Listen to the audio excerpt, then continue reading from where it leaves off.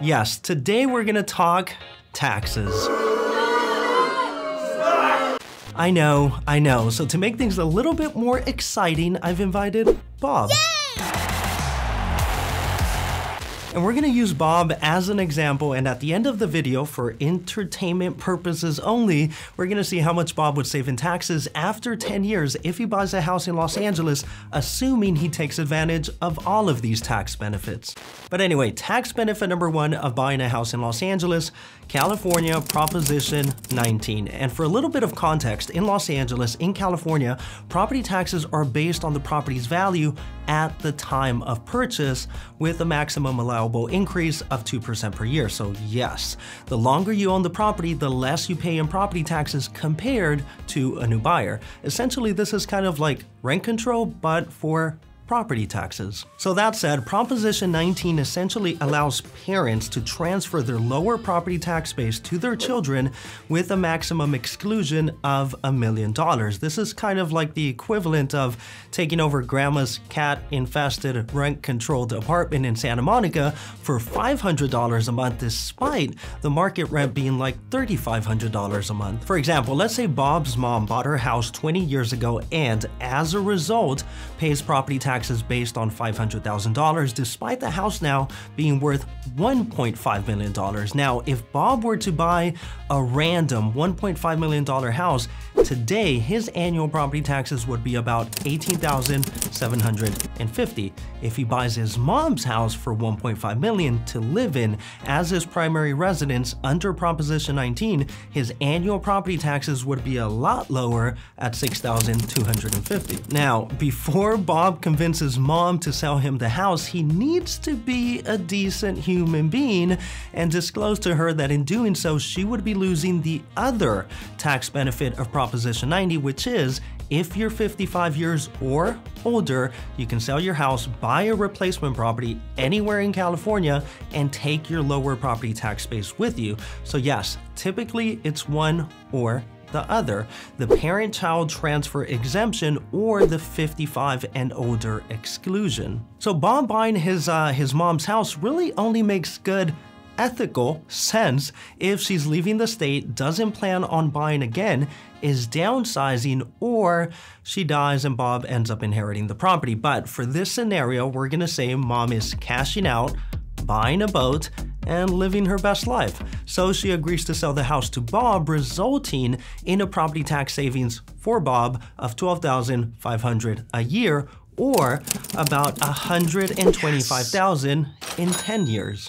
And by the way, my name is Daniel Rangel, real estate agent in Los Angeles. If I can be of any help, it would be an honor. And for a free consultation on buying or selling, you can find my information in the description below. And if you like this video, don't forget to hit like or subscribe. And now, tax benefit number 2 of buying a house in Los Angeles, buying a house in Los Angeles.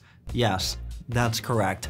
Turns out Los Angeles and California in general have some of the lowest property taxes in the country. I mean, according to this map by The Motley Fool, California has an effective property tax of 0.81%, which is lower than the national average of 1.1% and much lower than the highest, the state of New Jersey, at 2.46%. So yes, the savings here comes from like simply buying a house in California as opposed to like, I don't know, Texas. For example, to get back to Bob, on $500,000 in Los Angeles, his property taxes would be about 1.25% or about $6,250 a year, with a maximum allowable increase of 2% per year. Now, in some parts of Texas, on the same house, Bob could be paying around 2.25% or about $11,250 a year, with a maximum allowable increase of 10% per year. So now the big question, assuming an assessed value of $500,000 under the worst case scenarios, how much would Bob save in property taxes by buying a house in Los Angeles instead of Texas? The answer, $111,000 saved in taxes.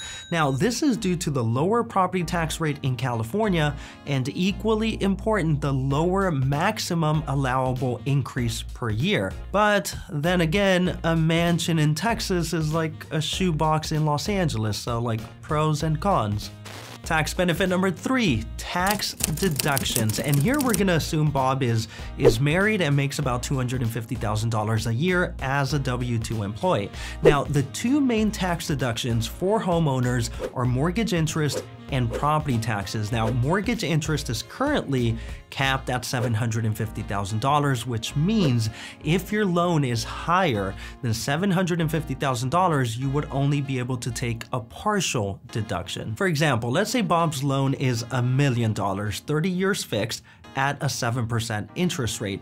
The first year, he's gonna pay about $70,000 in interest, which after adjusting for the $750,000 cap, results in an interest tax deduction of $52,500. Now, the other tax deduction is property tax, and that one is capped at $10,000. So now with interest and property taxes, Bob has a tax deduction of $62,500, but from this, we're now going to subtract $27,700, which is the standard deduction that you would otherwise still be able to take if you didn't buy a house. And because of the standard deduction, this tax benefit really kind of only makes sense if you have a loan like over $400,000. But anyway, so that leaves us with a total tax deduction of about $34,800, which means that Bob would not be paying taxes on $34,800 of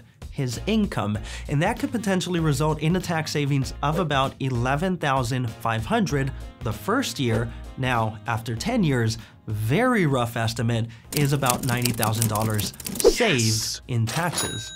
And finally, tax benefit number 3 of buying a house, IRS code section 121, or the home sale exclusion. Now, this is by far one of the biggest tax benefits most people will ever see in their life. Now, under this rule, people are exempt from paying capital gains tax on $500,000 if you're married, or $250,000 if you're single. Now, for this, the house needs to be your primary residence for a minimum of 2 years during the past 5 years. And to put this into a little bit of context, if you buy almost anything else, stocks, a car, Pokemon cards, and you sell them at a profit, you're paying taxes. For example, let's say Bob buys stocks in Google and makes a $500,000 profit.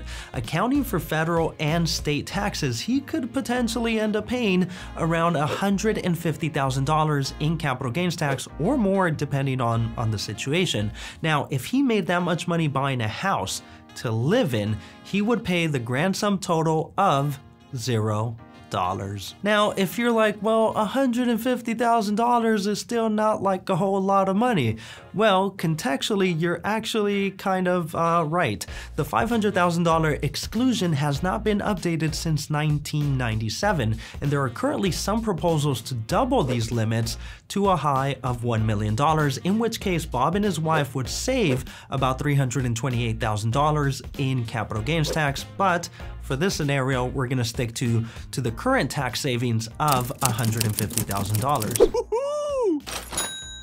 So, after buying his mom's house and getting her lower property taxes and choosing to buy a house in Los Angeles where property taxes are lower and deducting interest and property taxes and qualifying for the home sale exclusion, after 10 years, Bob's total tax savings is about $475,000.